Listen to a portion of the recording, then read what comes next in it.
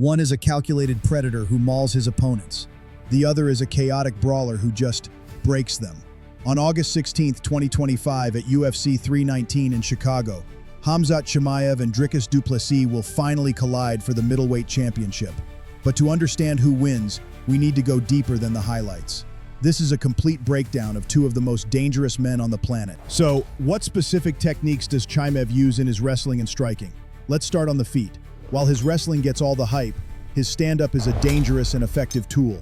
He operates from a basic boxing stance, comfortable switching between orthodox and southpaw to create different looks. His main weapon is that powerful right hand, which he often sets up with sharp jabs and convincing feints. But the real danger is how he uses level changes.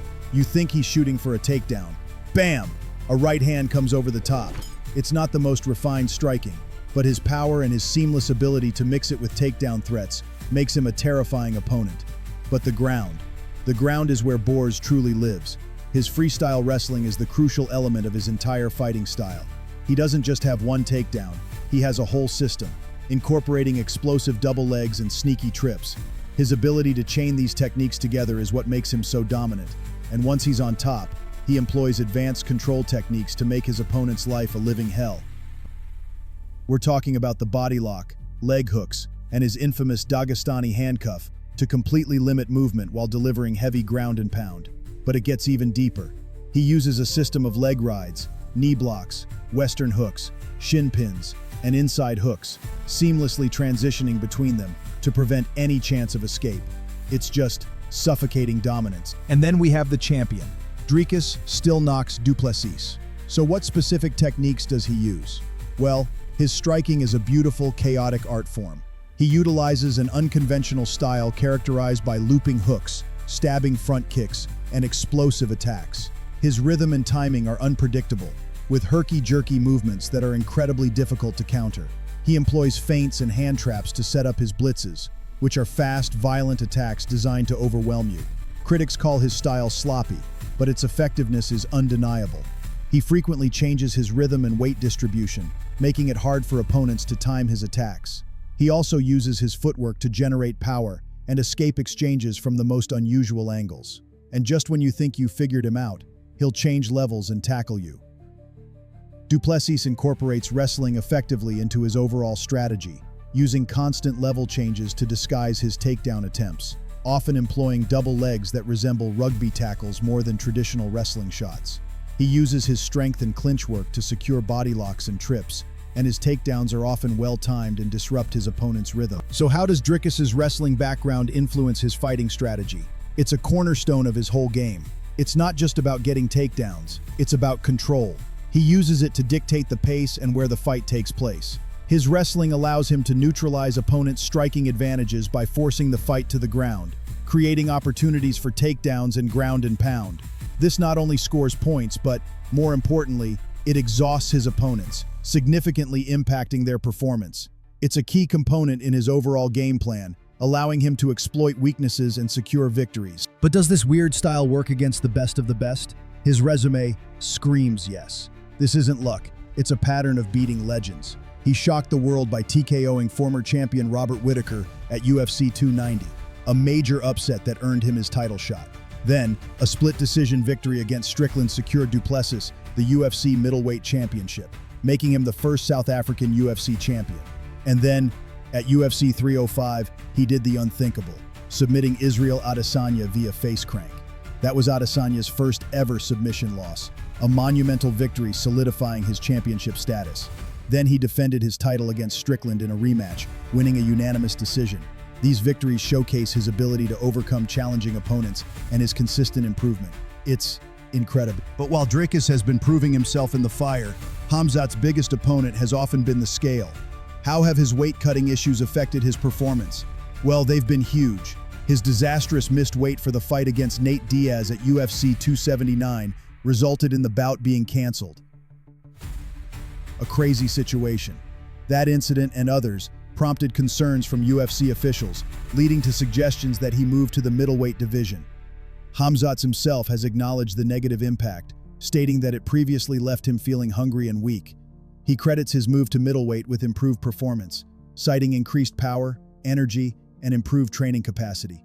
His recent success at middleweight suggests that addressing his weight-cutting issues has positively impacted his overall performance and health. Here we are, the Smesh mentality versus the fight-first approach.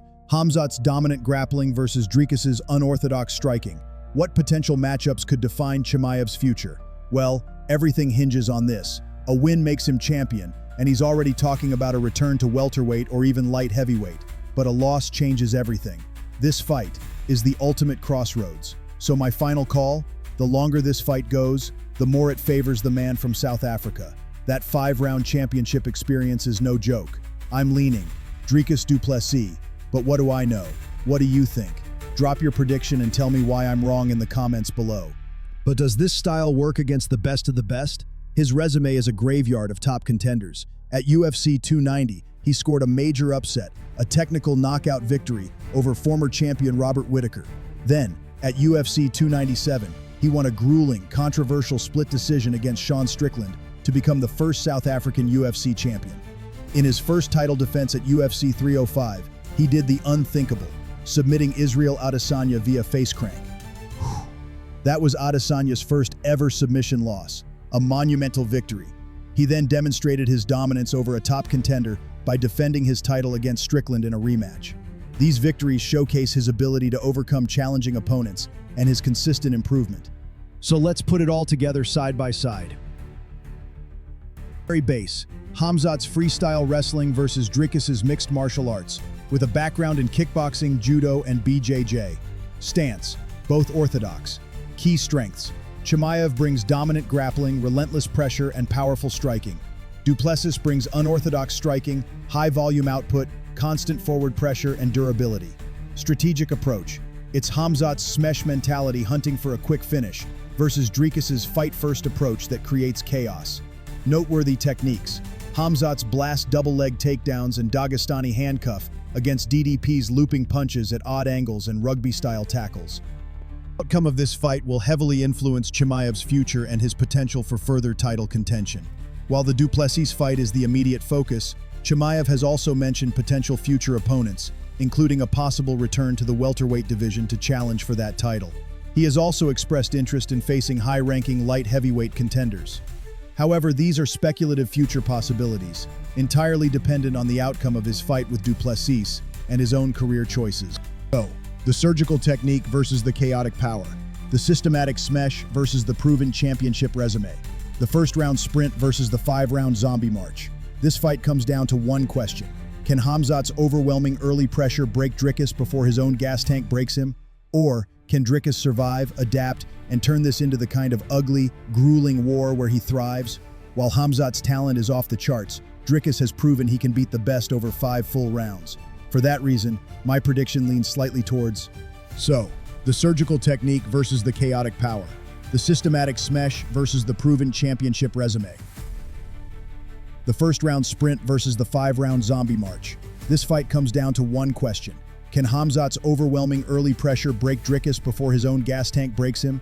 Or can Dricus survive, adapt, and turn this into the kind of ugly, grueling war where he thrives? While Khamzat's talent is off the charts, Dricus has proven he can beat the best over 5 full rounds. For that reason, my prediction leans slightly towards Khamzat, firmly, Dricus Du Plessis. But what do you think? Drop your prediction and tell me why I'm wrong in the comments below. If you enjoyed this breakdown, make sure to like and subscribe to Fight IQ for more deep dives into the science of combat. See you in the next one.